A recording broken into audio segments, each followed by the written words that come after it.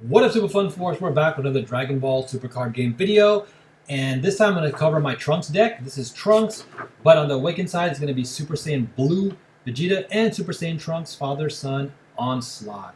This card's fantastic. I won't go through reading all of it. You guys can do that when you feel like it. But yep, it's basically my Trunks deck. Trunks is one of my favorite characters. He was my first favorite character alongside Goku, just by the style of him. Very RPG-like, you know, cool haircut, has a sword. Nice fashion with like the jean jacket and like the baggy kind of cargo pants. But I really like what they did with him in Super. I really liked one of my favorite arcs in Super was definitely the Zamasu Wish arc, where basically Trunks was the hero of that. So that was really cool to see. And definitely, you know, Vegeta's always been a great character as well. I like the fact that he's always had that kind of gruff personality and everything. And, you know, he's like kind of like a villain turned hero. And father, of course, like loving father. So that's really cool. All right, let's go through this deck again really quick. Preface, I've been playing Magic the Gathering in the 90s, lots of TCG since then, playing professionally, super competitively, you know, Grand Prix, Pro Tour qualifiers, winning a lot of locals and stuff like that. So really, really fun, guys. I'm back at it with Dragon Ball and Flesh and Blood. I still play some Magic the Gathering Commander, but I build my Dragon Ball decks to be super competitive. I test against all the meta decks all the time. Anything that wins tournaments, top 8s, I'll battle against, make sure I can beat it. You know, hang with it, go toe to toe, even at least with the sideboard. And even though I don't compete myself, I still enjoy playing it then in a kind of casual competitive space. Yeah, I think it can be enjoyed that way as well. But of course, for you guys out there grinding and playing in tournaments, that's awesome. And I hope this helps you guys. And you know, if you're a new player, just want to kind of play for fun. Yeah, this game is great because it captures the feel of the battling going back and forth. And this is a very in-depth game, very, very complex. Once you learn the basics. I mean, it's easy to pick up and start playing, but as you get more advanced, again, it becomes very in-depth for sure. So much fun deck building as well around your favorite characters. So there's that. All right. I'll go ahead and give you guys a template, and you know, I'll give you some card counts. But again, it's up to you guys what you want to do. And also preface, I built this this deck to have about 58 cards. I want to say. And again, I'm not really worried about doing that. In Magic the Gathering, obviously, when you were allowed 60 card minimum decks, you would always try to stay at 60. But as time went on, there were a lot of powerful decks that were 63 cards, sometimes 65. But you know, Dragon Ball, the great thing about Dragon Ball is you draw a lot. You can make your deck draw a lot. It's not like you have to be in Magic blue, mostly blue, sometimes black, obviously. But you can get so much card draw, like you almost draw 2 cards a turn with almost every deck, right? So it's not really a matter of like, will I see the cards I need at the right moment? You will see the cards. I think it's like I don't want to run out of cards. And also, sometimes it also helps you be a little bit more versatile because your opponent can't always know what you're holding. It's harder for them to kind of memorize and count the cards when you only play 50 cards versus when you play maybe like 58 or something. But I will say 50 is very important if your deck really relies on just a few cards. If your strategy is so straightforward, like it just needs 3 or 4 cards to really work, then yeah, I would say build 50. I have some decks like that as well. All right, so this deck, I run the Piccolo and Son Gohan, Newfound Might. Why? Because this is great for not only being aggressive, as I try to play this deck as. Most decks that are yellow in the past have been more like, I guess, defensive, kind of control with the rest, effects, card advantage, and then kind of win the late game. Now, this can always pivot into an aggressive first, kind of first strategy depending on what you draw and what you're playing against. So with that in mind, this is great because it not only still gives you the ability to draw a lot of cards, a great super defense for super comboing if you need to, or again, it can be fluctuated into an offense. And then you get a 40,000 power battle card out of it. So can't be, can't be stressed how much. Again, this is fantastic. I think you should get one sooner than later because these can definitely go up. I only see yellow diversifying and this being an awesome option. One of my favorite super combos, you can only have 3 more in the deck, no surprise here. This is the 4 count. Counterblast Son Gohan. Again, a lot of people have been sleeping on this. I really like this card. It's kind of funny because I still get Son Gohans here. Piccolo helping out Trunks and Vegeta, so you almost have the whole gang. But basically, this gives you 2 options, so I think it's the top choice for a yellow super combo easily. You know, it allows you to if your leader is obviously yellow, 4 or less life, you can either draw a card, or if your opponent has 5 or more cards in rest mode, you choose one of the opponent's battle cards, 5 or less energy in rest mode, and KO it. But also autos, when this card is played, choose one of your opponent's battle cards and rest it anyways. So it's amazing. It has 2 effects. So definitely my top super combo out of yellow. Here's where things get really cool. I also play the Trunks Unison, and I'll also play the Vegeta Unison. I really, really want to see Unison in this deck. And again, depending on the sideboard, I can fluctuate cards depending on the matchup, but seeing these guys in the deck, or having them in the deck, means I always see one of them, and you can't go wrong with either of them. Obviously, this is a turn, turn 2 energy. This is 3 energy. But again, this guy obviously can destroy the battlefield. This guy can stop your opponent. This is almost always useful now, because it stops your opponent from attacking with a card that has more energy or more cost than your opponent's energy. So obviously people like to cheat out or bring out a lot of big, powerful drops early on, and more than what their energy allows. So this is almost always useful. And again, like I mentioned, you can easily pivot and become aggressive right away with this. Both of them, right? So you can start attacking and building a lot of pressure early if you need to as well.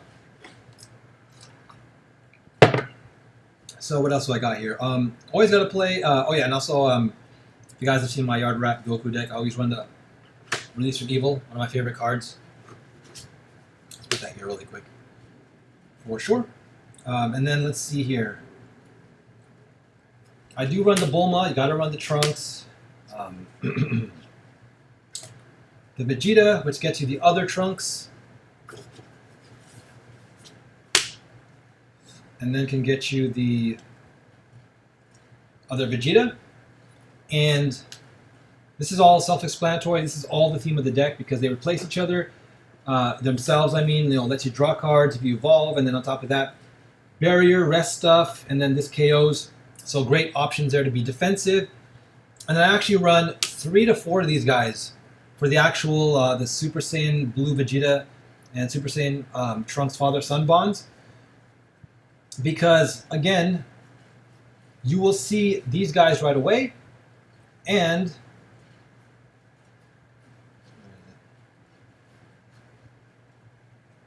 that's why I show my other alternate art, which is pretty cool. And you know what? You can get this out really early. You can bring this out if you have, again, 3 or more energy, cost 2. You can bring this out in third turn, and be attacking with a lot, putting a lot of pressure on your opponent, which is, again, why I really like this deck. I like to play it in a kind of a flux in offense or defense. And again, really makes this deck adaptable, customizable, and allows you to play it to whatever style you want. Let's show some other battle cards here. I always run at least 1 Son Goku Absolute Annihilation, sometimes 2, put the others in the sideboard. Just because if you start to go up against decks, which obviously have more extra cards, there's nothing really that's really extra card heavy, but a lot of counter plays and negates are extras. So if you want to be more aggressive and your opponent is more defensive, when you get one of these guys out, you can definitely start to swing the table, and swing the favor back into your momentum for sure. I like playing Scientist Fu as my 1 Overwhelm card in this deck as well. What else do we got here? I do run the Final Flash. I mean, it's just thematic. Oh, and the other thing is, having something like a Son Goku and a Poutine allows you to be super control-y. So I'll always run at least 2 of each of these guys. And then to follow that off, I'll always run at least 1 Swift, Cool, or Retaliation. I think I only have 1 in here right now. Because if you get this, you only want this in the late game. If you get this too early, it's just going to be energy, which is fine. But you definitely want to see this in the late game, when you maybe need to make a big attack to kind of help you, or make multiple attacks. You just need that 1 extra counter to stop them from negating you or counterplaying you or something like that. So definitely great. I do play Protector of the People. I need to get the. You guys saw I have the Vegeta theme selection, so I need to get the the alternate art in here, which again is fantastic, because now I think the Protector of the People with Trunks and Vegeta on it is awesome, because I know I played in this deck, right? So it just fits perfectly art-wise. What else do I play? I got that power of Super Saiyan, of course. That's fine.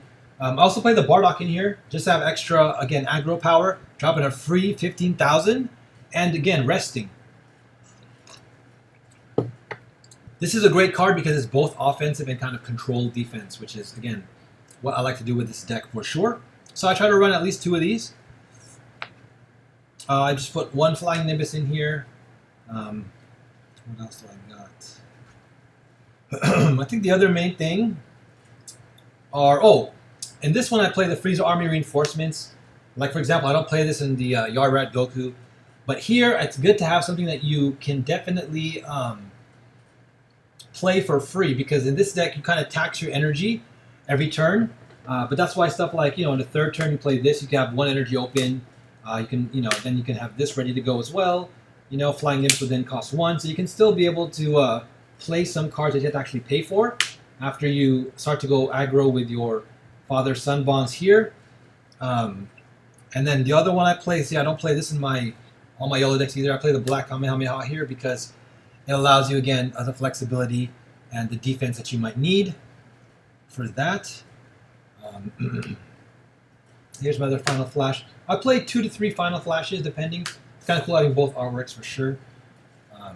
And that's pretty much the template of the deck and how I play it differently. Again, most people I see, I've never seen anybody run the 2 unisons. I have a lot of success with that, so try that out. And the other tech that you see here, going aggro with this, putting more of these in, using this super combo, getting some Bardock support, really good for this as well. So yeah, that's the deck, that's the theme of this.